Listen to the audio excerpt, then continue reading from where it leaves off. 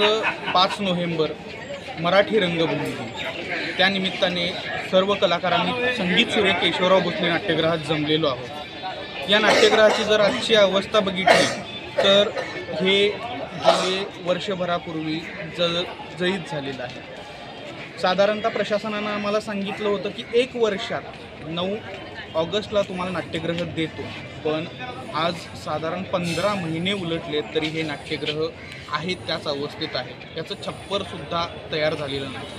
म्हणून कलाकारांनी एल्गार करून आज या संगीत सूर्य केशवराव भोसले नाट्यगृहात आम्ही मराठी रंगभूमी दिन साजरा करत आहोत। आज नाट्यगृहात सादरीकरण करतो याचं सुख आम्हाला आहेच, पण आमचा पडदा नाही, आमच्या विंगा नाही, आमच्यावर येणारा लाईट नाही, साऊंड नाही, म्युझिक नाही, तिसरी घंटा आज होणार नाही, पण आम्ही सादरीकरण करणार।